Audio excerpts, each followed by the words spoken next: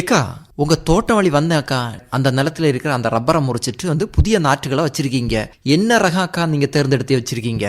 தம்பி, நான் எனக்கு தெரிஞ்ச ஒரு விவசாயி இருக்காருப்பா. அவர் ரப்பர் சாகுபடியும் பண்றாரு, இன்னொன்னு ரப்பர் நர்சரியும் வச்சிருக்காருப்பா. அதனால அவர்கிட்ட இருந்துதான் நான் என்ன செய்தேன்னா ஒரு 50-60 கண்ணு வாங்கிட்டு நான் பழைய மரங்களை மாத்திட்டு புதுசா மரங்களை நட்டு வச்சிருக்கேன். அது என்ன வெரைட்டி அப்படின்னு பார்த்தேன்னா RRI 600, RRI 105 வச்சிருக்கேன்ப்பா. இதே மாதிரி நிறைய ஒட்டு ரகங்கள் அவர் வச்சிருக்காரு. அவர் சொல்றாரு ஒவ்வொரு மண்ணுக்கும் ஏத்த மாதிரியான ரகங்களை நம்ம தேர்ந்தெடுத்து அந்த மண்ணுக்கு ஏற்ப வைக்கணும் அப்படின்னு சொன்னாரு. சரிதான் அக்கா, இப்ப நீங்க அந்த நிலத்துக்கு ஏற்ற 2 ரகம் வாங்கியிருக்கீங்க. RRI 600, RRI 105. இந்த ரகம் தான் அக்கா நல்ல ரகம். சரி அக்கா, இந்த ஒட்டு நாற்றுகளை பொறுத்தவரை பார்க்கும்போது நீங்க எங்க இருந்து வாங்குனீங்க அக்கா? தம்பி, அது வெள்ளச்சிப்பாறையை சேர்ந்த எல் செல்வராஜ் அப்படின்னு சொல்லக்கூடியவர்கிட்ட இருந்துதாப்பா வாங்கினேன். அவரு நர்சரி வச்சிருக்காரு. அவருடைய நர்சரியில இருந்து நிறைய மக்கள் இந்த மாதிரி ஒட்டு நாற்றுகள் வாங்கி அவங்க நிறைய ரப்பர் சாகுபடி பண்ணிருக்காங்கப்பா. சரி அக்கா, இந்த மாதிரி விஷயங்களை நம்ம தெரியணும்னு பார்க்கும்போது அவர்கிட்ட கேட்டு தெரிஞ்சுக்கலாம். கண்டிப்பா கேட்டு தெரிஞ்சுக்கலாம். அதுக்கு முன்னாடி அவரு இன்னைக்கு இரவு நமது குமரி பண்பலையில உழவர் உலகம் நிகழ்ச்சியில பேசுறாரு. அவருடைய பேச்ச முதல்ல கேளு. அப்புறம் ஒரு நாள் அவர் நர்சரியை போய் பார்த்து உனக்கு தேவையான ரப்பர் கன்றுகளை வாங்கலாம். சரியாப்பா? சரி அக்கா. வணக்கம் சார். வணக்கம். சொல்லுங்க சார், இன்னைக்கு முதல்ல உங்களை பத்தி அறிமுகப்படுத்திக்கோங்க. பேர் செல்வராஜ், மேலைக்கோடு, வெள்ளச்சிப்பாறை PO. நீங்க என்ன விவசாயம் பண்ணிட்டு இருக்கீங்க? Rubber nursery. பால் விட்டுறதும் உண்டு. சரி, எத்தனை ஏக்கர்ல விவசாயம் பண்ணிட்டு இருக்கீங்க? ஒரு 4 ஏக்கர்ல. எல்லாமே உங்க சொந்த நிலமா இல்லனா பாட்டம் எடுத்து பண்றீங்களா? பாட்டம் எடுத்து. 4 ஏக்கருமே பாட்டம் எடுத்து தான் பண்றீங்க. அதான் ரப்பர் சாகுபடி எப்படி பண்றீங்க? பண்றது சின்ன தைய எடுத்து முளைச்சு மட்டி அதை விற்கிறது. ஆமா.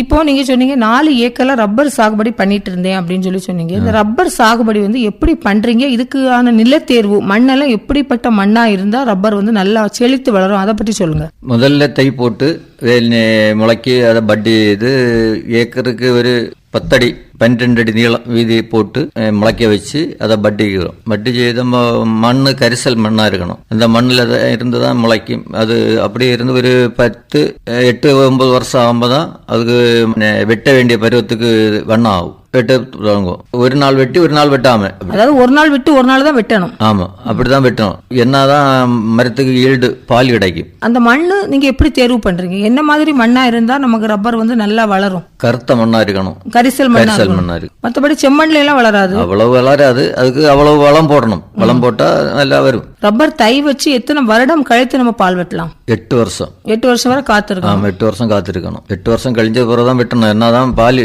கிடைக்கும். வளர்த்து பருவத்துக்கு ஆக்குவீங்கல்ல, அதை ஆக்குது வரைக்கும் அதுல நல்ல உரங்கள் அந்த மாதிரி எல்லாம் கொடுக்கணுமா? எப்படி உரம் கொடுப்பீங்க? தண்ணி எல்லாம் எப்படி கொடுப்பீங்க? அதை பற்றி சொல்லுங்க. அது வருஷத்துக்கு 3 தடவை வளம் போடணும். தண்ணி மழை பெய்கிற டைம்ல உள்ள தண்ணி தான். இல்லைன்னா தண்ணி ஸ்பெஷலா விடுறது கிடையாது. ஏன்னா உங்க ஏரியா அடிக்கடி மழை பெய்கிற ஏரியா தான். மேலே கூட அது எந்த இடம் பக்கம் நமக்கு வரும்? பஞ்சமூட்டுக்கு அந்த பக்கம் மலை ஏரியா. மலை ஏரியா. மழை அடிக்கடி இருக்கும். வளம்னு சொன்னா என்ன மாதிரியான உரங்கள் கொடுப்பீங்க? உரம் பைட்டம்போஸ், எள்ளுபொடி, புண்ணாக்கு, வேப்ப புண்ணாக்கு இதெல்லாம் போட்டு மிக்சிங்ல வளம் போடுவோம். ஒரு வருஷத்துக்கு 3 தடவை போடுவோம். போட்டாதான் ஈல்டா வரும். அப்போ மழை தண்ணி பெய்கிற டைம்ல தான் போடணும். போடும்போது இந்த மழை தண்ணினால இறிஞ்சி எடுத்து வளரும். ரப்பர் தை வச்சதுக்கு பிறகு அது வளர்றது வரைக்கும், கொஞ்சம் ஓரளவுக்கு வளர்றது வரைக்கும் அதுல ஊடுபயிர் அந்த மாதிரி ஏதாவது போடுவீங்களா? இல்லைன்னா ரப்பர் மட்டும்தான் வளர்க்குறீங்களா? ரப்பர் தை மட்டும்தான் வளர்த்து. அது ஒரு வருஷம் அதுக்கு உள்ள ஏதாவது சின்ன பயிர் ஏதாவது போடுவோம். ஒரு வருஷம். அப்ப கிளை ஏறாது. பயிர்கள் மற்றும் பயிர்கள் வளராம இருக்கிறதுக்கு ஒரு வருஷம் கிளை போடுவோம். களை வளராம இருக்கிறது. சரி, அதுல என்ன மாதிரியான ஊடு பயிர் வைப்பீங்க? ஊடுபயிர் வாழை மரமா ஏதாவது தான் வைக்கிறது. சிலவங்க மரிச்சினி, பைனாப்பிள் கூட வைக்கிறாங்களே. ஆமா, பைனாப்பிள் வைச்ச மண்ணில் உள்ள அமர்ந்து எடுக்கும். அப்ப அதனால பைனாப்பிள் ஜூஸ் பண்ணதுக்கு விருப்பம் இல்லை. சிலவங்க வைக்கிறாங்க, அது வைக்க கூடாது. இல்ல வச்சா என்ன ஆகும்? மண்ணில் உள்ள அந்த அமர்ந்து வளத்தை உறிஞ்சி எடுத்துடும். அப்ப அந்த மரத்துக்கு பால் கம்மியா தான் இருக்கும் வளரம்போ. அதனால தெரிஞ்சவங்க ரப்பர் தைக்கு இந்த இது கொடுக்க மாட்டாங்க. ஊடு பயிராட்டு பைனாப்பிள் கொடுக்க மாட்டாங்க. நீங்க என்ன மாதிரி எல்லாம் போட்டிருக்கீங்க அந்த ஊடு பயிராட்டு? நான் ஊடு பயிரா போட்டிருக்கிறது, வாழை மரம் போட்டிருக்கு, மரிசினி. அவ்வளவு இந்த 2 தான் போடுவது. நிறைய பேர் வாழையும் மரிசினியும் தான் போடுறாங்க. ஆமா. ஒரு சிலர் தான் அந்த பைனாப்பிள் போடுறாங்க. ஆமா. இந்த பைனாப்பிள் போட்டா அதுல இருந்து ஆதாயம் கிடைக்க ரொம்ப கம்மியா தான் கிடைக்கும். எதுக்கு? ரப்பருக்கு. ரப்பருக்கு பால் வந்து ரொம்ப இருக்காதுன்னு சொல்றீங்க. ஆமா, இருக்காது. இந்த 8 வருடம் கழித்து வந்து நம்ம பால் வெட்ட ஆரம்பிக்கும் போது ஆரம்பத்துல வந்து நமக்கு எவ்வளவு பால் கிடைக்கும், அது எப்போ பால் வந்து நமக்கு அதிக அளவுல கிடைக்கும், அதை பற்றி சொல்லுங்க. பால் ஜூலை கழிஞ்சது தான் பால் அதிகமாக கிடைக்கும். July, August, September, October, November இந்த 3-4 மாசம் தான் பால் அதிகமாக கிடைக்கும். ஜூன்ல எல்லாம் வெட்டின மரம் ரொம்ப அதிகமா மழை நனவுல, அதனால நனவு மாறின பிறகுதான் வெட்டுகிறது. அதனால இந்த 2 மாசம் ஜூன் ஜூலை இந்த 2 மாசம் வெட்டாம போடுவாங்க. சிலவங்க வெட்டுவாங்க, சிலவங்க வெட்டாம போடுவாங்க. வெட்டாம போட்டால் அது ஜூலை கழிஞ்சது புறம் வெட்டினா நல்ல பால் கிடைக்கும். அதிகமா மரம் கேடுபாடு வராது. அதாவது நோய் தாக்குதல் வந்து ரப்பர் மரத்துக்கு வருமா, வந்தா என்ன மாதிரியான நோய் தாக்குதலா இருக்கும், அதை பத்தி சொல்லுங்க. அது மரத்துக்கு இந்த பட்டை சீக்கு இருக்கும், அந்த வெடிச்சு பால் வரும், பட்டை மரவிக்கும், பால் வராம அப்படியே மரவிச்சிருக்கும். പിന്നെ இந்த கொம்பு உணங்கும். இப்படிയുള്ള കേടുപാടുകൾ ഉണ്ട്. அதுக்கு என்ன மாதிரியான மாற்று நடவடிக்கை எடுக்கிறீங்க?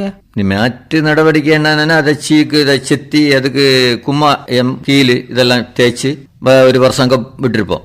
அது வந்து வரும்போது பால் பிறகு கிடைக்கும். அந்த மரத்துல நீங்க சொன்னீங்கல்ல ஏதாவது கேடு வரும்னு, அப்படி கேடு வந்துச்சுன்னா நீங்க வந்து இந்த ரப்பர் வாரியம்லாம் இருக்கு, வளர்ச்சி வாரியம்லாம் இருக்கு, அவங்க கிட்ட நீங்க ஏதாவது ஆலோசனை கேட்கறீங்களா, அல்ல நீங்களே உங்களுக்கு தெரிஞ்ச எக்ஸ்பீரியன்ஸ் வச்சு நீங்க? நாங்க எக்ஸ்பீரியன்ஸ் வச்சு தான் செய்யறது, மத்தபடி யார்ட்டையும் ஐடியா கேட்கறது இல்ல. ரொம்ப வருஷமா பண்ணிட்டு இருக்கீங்க. கிட்டத்தட்ட எத்தனை வருஷமா ரப்பர் தொழில் பண்ணிட்டு இருக்கீங்க? 25 வருஷத்துக்கு மேல ஆச்சு. இது மட்டும் தானே, வேற விவசாயம் இருக்கா? வேற விவசாயம் கிடையாது, இதுதான் ரப்பர் தான். இப்போ ரப்பர்ல நர்சரி வச்சிருக்கேன்னு சொன்னீங்க. இந்த நர்சரி வந்து நீங்களாவே பட் எடுத்து அதை கொடுக்கறது தானே? அதுல வந்து நிறைய வெரைட்டி சொல்றாங்க ரப்பர்ல. ஆமா ஆமா. அதுல என்னென்ன வகை நீங்க வச்சிருக்கீங்க? அதுல 105 வச்சிருக்கு, 600 வச்சிருக்கு, 30 வச்சிருக்கு, 14, 17, 22, 422 அப்படி அப்படி உள்ள வெரைட்டி எல்லாம் இருக்குது. இப்போ மக்கள் வந்து அதிகமா வாங்கிட்டு போற அந்த வெரைட்டி என்னது? அது 105, 600, 30 இந்த 3 ஐட்டம் தான் வெரைட்டியா அதிகமா வாங்குறது. அதுக்கு என்ன காரணம்? காரணம் இந்த 3 ஐட்டத்துக்கு தான் பால் அதிகமா கிடைக்கிறது. பால் நல்லா கிடைக்கும். மற்ற ஐட்டங்கள்ல பால் வராதா? பால் வரும், அவ்வளவு கிடைக்காது. அதனால இந்த 3 ஐட்டம் தான் ரொம்ப அதிகமா ஆட்கள் நெருங்கி வாங்கி கொண்டு போறது. மற்றது அதிகமா வாங்க மாட்டாங்க. சிலவங்க வாங்குவாங்க, சிலவங்க வாங்க மாட்டாங்க. சரி, இப்போ நீங்க இந்த நர்சரி நான் வச்சிருக்கேன்னு சொன்னீங்க, இதுல வந்து இந்த நிறைய வெரைட்டி வச்சிருக்கேன்னு சொன்னீங்களா, அந்த வெரைட்டி வந்து நீங்க எங்க இருந்து வாங்குனீங்க? மற்ற விவசாயிகளுடைய அந்த ரப்பர் மரத்துல இருந்து நீங்க எடுத்து அதை பட் பண்ணி பண்ணிடுறீங்களா, எப்படி பண்றீங்க? அது இது ரப்பர் போர்டு ஆபீஸ் பெர்லியாறுல போய் அங்கிருந்து போர்டுல இருந்து கம்பு வாங்கி சொந்தமா வட்டி செய்து அதை முறிச்சு போட்டு அதுல இருந்து பின்ன கிளை எடுத்து வட்டிக்கிறதாகும். இப்போ நீங்க வந்து சொன்னீங்க ஒரு 4 மாசம் தான் நல்ல பால் இருக்கும்னு சொன்னீங்க. இந்த வெயில் வந்துட்டுனா பால் வந்து அளவு கம்மியாயிருமா? ரொம்ப கம்மியாகும். பால் அதிகமா கம்மியாகும், ரொம்ப அளவு குறையும். மார்ச் வரைக்கும் உங்களுக்கு பிரச்சனை இருக்காது. ஏப்ரல் மே மாசம் அப்புறம் வந்து அந்த ஜூன் ஜூலை மழை பெய்யும் போதும் கொஞ்சம் பால் கம்மியாகும் அப்படின்னு சொன்னீங்க. இப்போ வந்து இந்த வெயில் மாசத்துல நீங்க வந்து அந்த ரப்பர் பால் வந்து எடுக்கும் போது உங்களுக்கு வந்து எவ்வளவு வந்து கம்மியா கிடைக்கும்? அது சாதா கிடைக்கிறதுல இருந்து ஒரு 1 பாகம் குறையும். 10 கிடைச்சா 8 தான் கிடைக்கும். 4 ஏக்கர்ல ரப்பர் மரம் வச்சிருக்கேன்னு சொன்னீங்க. இதுல பால் வந்து அதிகாலை எத்தனை மணிக்கு எடுக்க ஆரம்பிப்பீங்க? 5 மணிக்கு வெட்டு தொடங்குவாங்க. வெட்டு தொடங்கி ஒரு 8 மணிக்கு 7-7:30 எல்லாம் எடுக்க தொடங்குவாங்க. 10 மணிக்கு எடுத்து முடியும். வெட்ட தொடங்குறது வந்து ஆள் விட்டுருக்கீங்களா, அந்த ஆள் தான் வெட்டுவாங்களா எப்படி? ஆமா, ஆள் வச்சு வெட்டுவாங்க, நானும் வெட்டுவேன். இப்போ நீங்க ஒரு ஆளாட்டு நீங்க வெட்டும் போது உங்களுக்கு ஒரு நாளைக்கு வந்து எத்தனை மரங்கள் வெட்டலாம்? வெட்டுகிறது 350 மரம் 400 மரம் வெட்டலாம். ஒரு ஆள் வெட்டலாம். இப்போ ஒரு ஏக்கருக்கு நம்ம எத்தனை மரம் வைக்கலாம்? ரப்பர் மரத்தை பொறுத்த அளவு 200 மரம் வைக்கலாம். 200 மரம் வைக்கலாம். அப்போ ஒரு 1-1.5 ஏக்கர் அளவுக்கு ஒரு ஆளே வெட்டலாம். ஆமா. இப்போ நீங்க 4 ஏக்கர் பண்ணிட்டு இருக்கேன்னு சொன்னீங்க. நீங்க எத்தனை நாள் விட்டு ரப்பர் வெட்டுறீங்க? இப்ப ஒரு ஆளு தான் உண்டு. அப்ப ஒரு நாள் நான் இடைக்கு ஒரு நாள் விட்டு, அப்ப வேற ஒரு ஆளு வந்து இடைக்கு வச்சு ஒன்னரை வச்சு அவங்க வெட்டுவாங்க. அப்ப 2 பேரும் மாறி மாறி வெட்டிடுவீங்க? ஆமா ஆமா. அப்படி வெட்டினா நமக்கு 10 மணிக்குள்ள வெட்டிடலாம். காலைல 5 மணிக்கு தொடங்கினா 10 மணிக்குள்ள வெட்டிடலாம். இப்போ இந்த ரப்பர் பால் வந்து சொல்றாங்கல்ல, அதுல வந்து தரம் இருக்கு அப்படின்னு சொல்றாங்க. ஃபர்ஸ்ட் குவாலிட்டி, செகண்ட் குவாலிட்டின்னு பிரிக்கிறாங்க. அது எப்படி நீங்க பிரிக்கிறீங்க?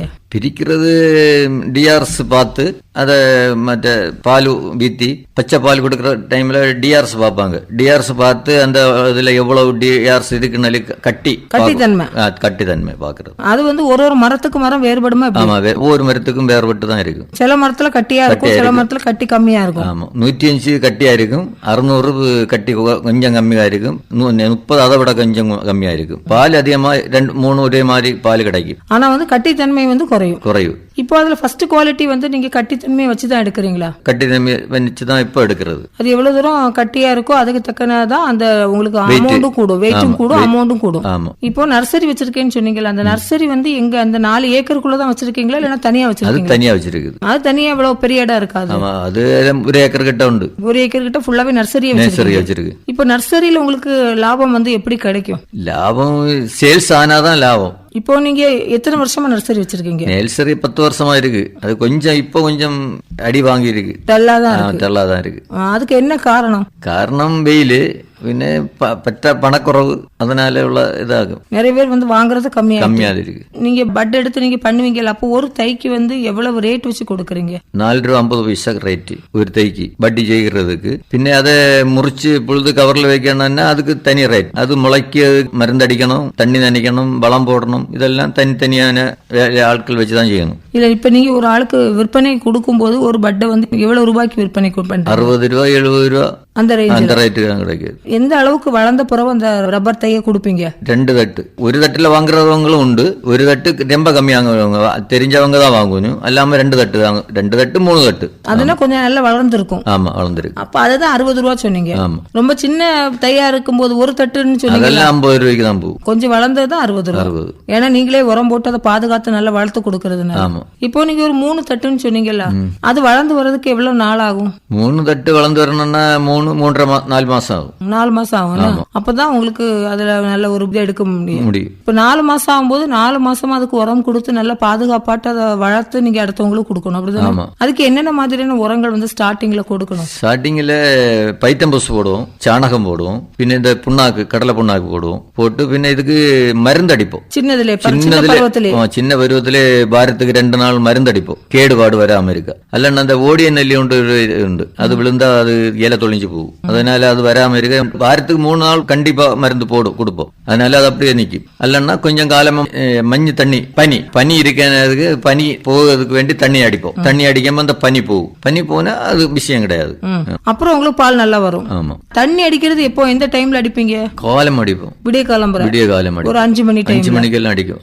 அப்ப அந்த பனி வந்து அதுல மேல இருக்கிறது போயிடும். ஆமா, சின்ன தையில இருந்து அந்த இலையில இருந்து போகும். அது வந்து பட்ல சொல்றீங்க, சின்ன தைக்கு காலையில அப்படி அடிச்சு கொடுக்கணும். அது எதுக்காக வேண்டி எப்படி செய்யணும்? அது கேடு வராம இருக்குது, நோய் தாக்குதல்லாம் வராம இருக்கிறது. இப்போ நீங்க வந்து சொன்னீங்க இந்த தை வந்து நான் ஒவ்வொரு வெரைட்டியா வச்சிருக்கேன், அந்த வெரைட்டிக்கு ஏத்த மாதிரி அவங்க கேக்குறது மாதிரி கொடுப்பேன்னு சொன்னீங்க. 4-5 வெரைட்டி சொன்னீங்க. அந்த வெரைட்டில வந்து ஒவ்வொரு வெரைட்டிக்கு ஒவ்வொரு ரேட்டா இல்லன்னா எல்லாத்துக்கும் ஒரே ரேட்டா? இல்ல, ரேட் எல்லாம் ஒரே என்னாலும் 30க்கு ரொம்ப கொஞ்சம் அதிகமா ரேட். அது எதனால அப்படி? அது கொஞ்சம் பால் கூடுதலா இருக்கும், வளர்ச்சிக்கு நல்லா இருக்கும். அதனால கொஞ்சம் கம்மியா கூடுதலாட்டு தான் கொடுப்பாங்க. மத்ததெல்லாம் கம்மி தான். அந்த 30க்கு எவ்வளவு ரூபாய் வச்சு வாங்குறீங்க? அதெல்லாம் ஒரு 70 ரூபா, 65, 70, 5 ரூபா, 10 ரூபா வித்தியாசத்துல தான் கொடுப்போம். ஆமா, வித்தியாசத்துல தான் கொடுப்போம். இப்போ ரப்பர் பால் எடுத்த பிறகு அந்த ஷீட் எல்லாம் நீங்களே அடிச்சிருவீங்களா எப்படி? ஆமா, ஷீட் அடிப்போம். அல்லன்னா பச்சை பால் கொடுப்போம். பச்சை பால் அரல்ல பீத்தி எடுத்து அப்படி கொடுப்போம். அல்லன்னா சீட் அடிப்போம். இப்போ சீட் அடிப்போம், சீசன் ஆகும்போ பச்சை பால் கொடுப்போம். பாலாட்டே கொடுத்துருவீங்க. ஆமா. ஷீட்லாம் அடிப்பேன்னு சொன்னீங்களா, அது எப்படி பண்றீங்க? அதை டீசல வீத்தி ஆசிட் விட்டு உர வச்சு அதை உறைஞ்சது பிறகு எடுத்து அடிக்கணும். அதை சூடாக்கெல்லாம் ஒண்ணு வேண்டாம், சூடாக்கணும் வேண்டாம், அந்த ஆசிட்டுக்குள்ள போட்டா. ஆமா ஆமா, ஆசிட் வீத்தி கலக்கணும். தண்ணி வீத்தி ஆசிட்டும் பாலுமா சேர்த்து கலக்கி வீதிக்கும்போ ஒரு 1/2 மணிக்கூருக்குள்ள அது உறையும். அது பிறகு எடுத்து அடிக்கணும். அடிச்சு வெயில தொங்க போட்டு உணக்கி விற்கணும். இப்போ நீங்க பச்சை பாலாட்டு கொடுத்தா லாபமா இல்ல அந்த ஷீட் அடிச்சு கொடுத்தா லாபமா? லாபம் சீட் அடிச்சு கொடுக்கறது தான் லாபம். வேலைக்கு எழுப்பம் பச்சை பால். சீட் அடிச்சால் உணக்கணும், அதை பாதுகாக்கணும், பின்ன அதை நினைச்சு அசையில போட்டு உணக்கி அதெல்லாம் கொஞ்சம் ரொம்ப கஷ்டம். பச்சை பால் அப்படி இல்லை, எடுத்ததும் வேற ஒன்றும் வீத்தண்டா அப்படி எடுத்து கொடுத்தா போதும். பச்சை பால் பேரல்ல வீத்தம்போ அவங்க வந்து அளந்து அதுக்கு டிஆர்ஸ் பார்த்து பைசா போடுவாங்க. இப்போ வந்து பச்சை பால் கொடுக்குறீங்களா, அது 1 லிட்டர் வந்து எவ்வளவு வச்சு கொடுக்குறீங்க? அது டிஆர்சி பார்த்தது, அது அந்த அளவு எவ்வளவு டிஆர்சி இருக்கு அந்த அளவுக்கு தான் பைசா போடுவாங்க. கிலோக்கு எவ்வளவு இருக்கு அதனால. அது வந்து ஒவ்வொரு நாளும் கூடும் குறையும் அந்த மாதிரி. ஆமா, அந்த இது மாதிரி இருக்கும். ஆமா. இப்போ நீங்க 4 ஏக்கர் வந்து விவசாயம் பண்ணிட்டு இருக்கேன் அப்படின்னு சொன்னீங்க. அதுவும் ரப்பர் விவசாயம் பண்ணிட்டு இருக்கேன்னு சொன்னீங்க. இந்த ரப்பர் விவசாயம் மட்டும்தான் உங்க தொழில, இதையும் தாண்டி வேற ஏதாவது தொழிலுக்கு நீங்க போறீங்களா? இல்ல, இந்த நெல்சரியும் இந்த தொழில் ரெண்டும் தான். ஆமா. இந்த ரெண்டும் ஓரளவுக்கு உங்களுக்கு வருமானம் கிடைக்குதா? ஓரளவுக்கு போகுது. இப்போ எந்த சீசன்ல வந்து அதிகமா வந்து உங்களுக்கு மக்கள் விரும்பி நர்சரியில வந்து அந்த தை வாங்குவாங்க? எந்த சீசன் உங்களுக்கு அதிகமா கொஞ்சம் சேல் ஆகும்? சேல் ஜூன் ஜூலை இந்த 2 மாசம் தான் சேல். தண்ணி மழை டைம்ல தான் சேல் ஆகும். இப்ப எல்லாம் போகாது, வெயில் சமயம் வாங்க மாட்டாங்க. வாங்க. அப்ப நீங்க அதை பாதுகாத்து வளர்த்து வச்சிருக்கணும். அந்த பட்ஸ் உங்க கேர் ஆஃப்ல வச்சிருப்பீங்க. ஆமா ஆமா. அப்போ உங்களுக்கு தான் செலவு கூடுதல். செலவு கூடுதல் எங்களுக்கு. அத பாதுகாத்து உரம் போட்டு அதுக்கு நோய் பிடிக்காம நீங்க பாதுகாத்தா அதை வச்சிருக்கணும். ஆமா. இப்ப நர்சரி போடணும் அப்படிங்கிற ஒரு எண்ணம் வந்து உங்களுக்கு எப்படி வந்துச்சு? தொழில் வேற இல்லாம இருந்ததுனால சரி இந்த ஒரு சின்ன ஒரு தொழில் செய்யலாம்னு நினைச்சு தொழில் செய்ய தொடங்கினதாகும். அது வந்து உங்களுக்கு முன்னாடியே தெரியுமா? முன்னமே தெரியும். வேலைக்கு போறதுண்டு நர்சரிக்கு. அந்த டைம்ல அவங்க செய்யறதெல்லாம் பார்த்து அந்த இது சொந்தமா தொடங்கினதாகும். இப்ப அது பரவாயில்லாம நல்லா போயிட்டு போகுது. கட்டித்தன்மையை பொறுத்து தான் அந்த ரப்பருக்கு வந்து விலை கிடைக்கும் அப்படின்னு சொல்லி சொன்னீங்க. ஒரு ஏக்கர்ல வந்து நீங்க பால் வெட்டும் போது குறைஞ்சது உங்களுக்கு எவ்வளவு பால் கிடைக்கும்? ஒரு 10, 20, 25 கிலோ பால் கிடைக்கும் ஏக்கருக்கு. அது கிலோ கணக்கு தான் சொல்லுவீங்க? ஆமா, 25 கிலோ மேல கிடைக்கும் ஒரு சீசன். மினிமம் 25 கிடைக்கும். அதுக்கு மேலேயும் கிடைக்கலாம். நமக்கு மேலேயும் கிடைக்கலாம், அதுலயும் குறையும் செய்யலாம். குறையும் கிடைக்கும். கிடைக்கும். அது வந்து நம்ம நல்ல பராமரிப்பு கொடுக்கறத பொறுத்து. ஆமா. இப்போ ரப்பர் மரம் வச்சு எத்தனை வருடங்கள் வரைக்கும் நம்ம பால் வெட்டலாம்? வெட்டுகிறது 10, 25, 30 வருடம் வரை வெட்டலாம். அழகா வெட்டினா 30 வருடம் வரை வெட்டலாம். 30 வருஷம் வெட்டலாம். ஆமா. அதுக்கு பிறகு பால் அதெல்லாம் கம்மியாயிருமா? கம்மியாகாது. அதுக்கு பிறகு கொஞ்சம் இலை எல்லாம் தொழிஞ்சு மரம் ஒரு மாதிரி முரடிக்கும். அப்ப கொஞ்சம் பால் கம்மியாகும். പിന്നെ അത് കൊമ്പുകൾ ഉണങ്ങ തുടങ്ങും. അതിനാലും അത് കമുത്ത് പോട്ട് മുറിച്ചു മാറ്റുവാங்க. പിന്നെ ഇല്ലാണ്ട് ചിലവங்க அப்படியே விட்டுருக்கிறதும் உண்டு. 10-50 வருஷம் விட்டுறவங்களும் உண்டு. 50 வருஷம் வெட்டுவாங்க, விட்டுறவங்க உண்டு. ஆனா அதுக்கு பால் அளவு கம்மியா இருக்கு. அதுக்கு பிறகு நம்ம உரம் போட்டு பாதுகாத்தாலும் அந்த 30 வருஷத்துக்கு மேல ஆனதுக்கு பிறகு பால் அளவு வந்து அளவு கொஞ்சம் கம்மியா இருக்கும். ஆனால் சிலவங்க 50 வருஷம் வெட்டுறாங்க. இப்ப நீங்க உங்க இதை பொறுத்த அளவுல உங்களுக்கு வந்து இப்போ வச்சு எவ்வளவு வருஷம் ஆகுது? நல்ல பால் வந்து கரெக்டா கிடைக்குதா? இப்ப வச்சு 10, 12, 13 வருஷம் தான் ஆச்சு. நீங்க வச்சு 3 வருஷம் 4 வருஷமா தான் வெட்டு தொடங்கினது. அதனால இன்னும் கொஞ்சம் காலத்துக்கு வெட்டலாம். அது வரைக்கும் நீங்க வெளியில வேலைக்கு தான் போகணும். இந்த ரப்பர் விவசாயம் வந்து நீங்க சொன்ன மாதிரி இந்த மலை ஏரியால கொஞ்சம் நல்லா பண்ணிட்டு இருக்காங்க. இப்போ புதுசா யாராவது இந்த மாதிரி ரப்பர் தொழிலுக்கு வரணும், ரப்பர் விவசாயம் பண்ணணும்னா அவங்களுக்கு என்ன ஐடியா சொல்லி என்ன ஆலோசனை கொடுக்கும்? ஆலோசனை கேட்கறதுக்கு அதுக்கு விளக்கத்தை சொல்லி தைய போடுகிறதும் நட்டு அதை கவர்ல நிறைக்கிறதும் வைக்கிறதும் எல்லாம் சொல்லி காட்டி சொல்லி படிப்பிக்கிறதா. இது இடம் கிடக்கு, ஆனா வந்து அதுக்குள்ள ஐடியாஸ் தெரியாது. அவங்க வந்து டை வாங்குனாங்கன்னா A to Z அவங்களுக்கு எப்படி பண்ணணும் அப்படிங்கிற எல்லா விஷயங்களும் நீங்க சொல்லி கொடுப்பீங்களா? ஆமா, சொல்லி கொடுப்போம். சொல்லி கொடுத்து அதை கூட வேணா அதுக்கு சின்ன ஹெல்ப் பண்ணி கொடுப்போம். என்ன ஹெல்ப் பண்ணுவீங்க? ஹெல்ப் பண்ண அதை கொண்டு போய் அதை ஆளை வச்சு செய்கிறத எல்லாம் சொல்லி விளக்கி அதை வேண்டிய நடைமுறைகளை எல்லாம் கரெக்ட் பண்ணி செய்து ஒரு நாள் நின்று அப்படி காட்டி கொடுப்போம். அப்புறம் அவங்க அதே இதுல செய்வாங்க. நிறைய பேர் வந்து வச்சுட்டு அதுல ஏதாவது குத்தம் குறை இருந்ததுன்னா அதை போன் பண்ணி சொல்லுவாங்களா? ஆமா, சொல்லுவாங்க. என்ன மிஸ்டேக் இருக்கு? ஆமா, மிஸ்டேக் இருக்குன்னா போய் பார்த்து அதை என்ன ஆகணும் இல்ல விளக்கத்தை போய் சொல்லி அதை திரும்பி மறுபடியும் சொல்லி விளக்கமா சொல்லி அதை திரும்ப கிளியர் பண்ணுவோம். இத்தனை வருஷமாட்டு ரப்பர் தான், 25 வருஷமாட்டு ரப்பர் தொழில் தான் பண்ணிட்டு இருக்கேன். இத்தனை வருட அனுபவத்துல உங்களுக்கு வந்து இந்த ரப்பர் தொழில் வந்து ஓரளவுக்கு வருமானம் தரக்கூடிய தொழில் தானா? ஓரளவுக்கு வருமானம் தான். அப்படி வருமானம் அதிகரிக்கணும்னா என்னென்ன வழிமுறைகளை நாம கையாளணும்? நம்ம ஆதாயத்தை கிளியர் பண்ணி எடுக்கணும். அதை எடுத்து அதுக்கு பிறகு நம்ம வருமானத்தை கொஞ்சம் அட்ஜஸ்ட் பண்ணி தான் செலவு பண்ணி கிளியர் பண்ணி போனாதான் முடியும். எல்லாம் ஜாலியா செலவு பண்ணா அதுல கிடைக்கிற அதுல தான் தீரும். இப்போ கொஞ்சம் காசு வந்தது, வருமானத்தை எடுத்து செலவு கொஞ்சம் அட்ஜஸ்ட் பண்ணி செலவு பண்ணினா கொஞ்சம் நாள் கூட பண்ணலாம். இல்லைன்னா கொஞ்சம் அதிகமா ஜாலியா செய்தா கொஞ்சம் வருமானம் அதிகமா இருக்குன்னு கொஞ்சம் ஜாலியா கூட செலவு செய்தா காசு நேரமே தீரும். பின்ன அந்த அளவுக்கு தான் ஓட முடியும், 10 அப்படியே செய்ய முடியும். அதாவது நீங்க என்ன சொல்றீங்கன்னா வருமானம் கூடுதலா கிடைக்கும் போது அந்த வருமானத்தை சேமிச்சு வச்சுக்கணும். ஏன்னா வருமானம் குறையறதுக்கும் இதுல வாய்ப்பு இருக்கு. ஏன்னா சீசனை பொறுத்து தானே உங்களுக்கு பால் வெட்டுறது முடியும். அதனால அதுக்கு ஏத்த மாதிரி அட்ஜஸ்ட் பண்ணி நடத்தணும்னு சொல்றீங்க. இப்போ நீ உங்க ஏரியாவை பொறுத்த அளவுல எல்லாரும் ரப்பர் தான் போட்டிருக்காங்களா? எப்படி? ஆமா, எல்லாரும் ரப்பர் தான் போட்டுருக்காங்க. வேற எந்த இதுவும் கிடையாது. நீங்க இருக்கிறது ஃபுல்லாவே மலை சைடு தான்? மலை சைடும். அது மாத்திரம் இல்ல, வேற ஒண்ணும் நட்டா குரங்கு இருக்கு இல்லையா, குரங்கு தராது. குரங்கு ரொம்ப நடக்கிற எல்லாத்தையும் குரங்கு நஷ்டப்படுத்தி கொண்டிருக்கு. அதனால குரங்கு உள்ளதுனால வேற ஒண்ணும் செய்ய முடியாது. இப்போ மழை சமயத்துல நீங்க எப்படி பால் வெட்டுவீங்க? மழை பெய்துட்டே இருக்கும்போது கஷ்டம் தானே? ஆமா, மரம் டைம்ல வெட்டல. இல்ல நிறைய பேர் வந்து இந்த ரெயின் கார்டுன்னு ஒண்ணு போட்டு பண்றாங்க. அது போடுவாங்க, போட்டு செய்கிறவங்களும் உண்டு. அது சிலவங்க போடுவாங்க, சிலவங்க போட மாட்டாங்க. உங்களை பொறுத்த அளவுல எப்படி? நான் போடல. அது ரொம்ப கேடு, மரத்துக்கு கேடு வரும். அது போட்டால் கேடு வந்து அது மரத்துல சீக்கு வடிக்கும். அதனால போட மாட்டோம். நான் போடல, சிலவங்க போடுறவங்க உண்டு. உங்களுடைய அனுபவத்தை இன்னைக்கு குமரி பண்பலையில் நிறைய பேர் கேட்டுட்டு இருப்பாங்க. கண்டிப்பா உங்களுக்கு பயனுள்ள வகையில அமையும் அப்படிங்கிற நம்பிக்கையோடு இன்னைக்கு உங்ககிட்ட இருந்து விடைபெற்றுக் கொள்கிறோம். ரொம்ப நன்றி. நன்றி.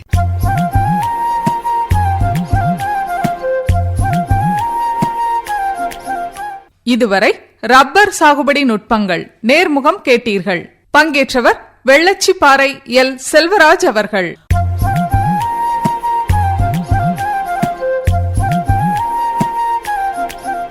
உடன் உரையாடியவர் ரதி அருண்குமார்.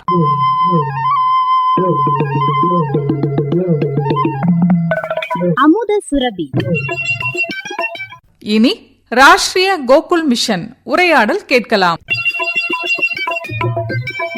அக்கா காலையிலே பால் வாங்குதே ஒரு வேலையாகி போச்சாக்கா. டெய்லியும் கிலோமீட்டர் கணக்கில் வந்து பாலை வாங்கிட்டு வர சூழ்நிலை இருந்து இப்போ நமக்கு ஒரு பசுமாடு வாங்கி விட்டாலே நமக்கு வந்து அந்த பாலை கறந்து விற்பனை செய்யலாம், நமக்கு நல்ல பாலும் குடிக்கலாம் இல்லையாக்கா?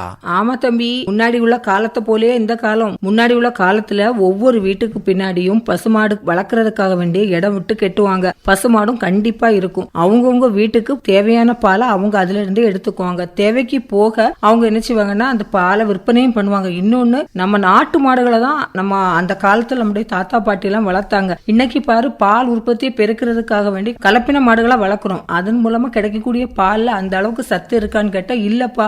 எனக்கு ஆசை என்னன்னா ஒரு நல்ல நாட்டு மாடை வாங்கி விட்டு வளர்க்கணும் அப்படின்னு தான் ஆசையா இருக்குப்பா. ஆனா அதுக்குள்ள சூழ்நிலைகள் இல்லாத காரணத்தினால்தான் நம்ம இவ்வளவு தொலைல போய் பால் வாங்க வேண்டியதா இருக்கு. அக்கா, அன்னைக்குள்ள காலம்னு பார்க்கும்போது வயல்வெளி அதிக அளவுல இருந்து அவங்க வந்து மாடுகளை வாங்கி மேய்ச்சலுக்கு விட்டு வளர்த்துனாங்க. இன்னைக்கு அப்படி அக்கா, அந்த நிலம் எல்லாம் வந்து இன்னைக்கு வந்து வீட்டு மனை ஆயிட்டு இதே போல பார்க்கும்போது பல வேற பயிர்கள் வந்து சாகுபடி செய்துட்டாங்க. அதனால அந்த நிலத்துல வந்து இப்ப போக முடியாத சூழ்நிலைக்கு ஆயிட்டு இல்லையாக்கா?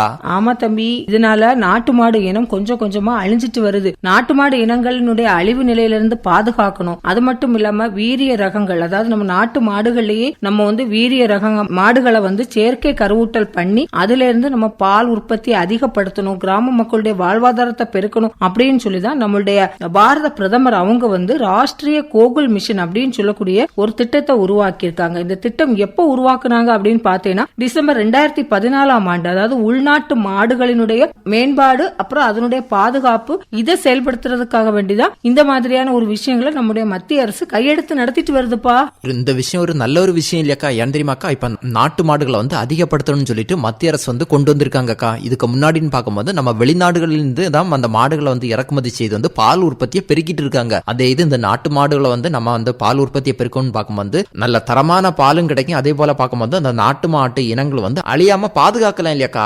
ஆமா தம்பி, இந்த திட்டத்தின் மூலம் உயர் மரபியல் தகுதி உள்ள அந்த காளைகளில இருந்து செயற்கை கருவூட்டல் செய்து அந்த விவசாயிகளுக்கு அதை இலவசமா வழங்குறாங்க. அதுக்கும் தேசிய அளவிலான செயற்கை கருவூட்டல் திட்டம் அப்படின்னு ஒரு திட்டம் இருக்கு. இதை தவிர தேசிய கால்நடை இன மேம்பாட்டு மையம் அப்படின்னு ஒண்ணு இருக்குப்பா.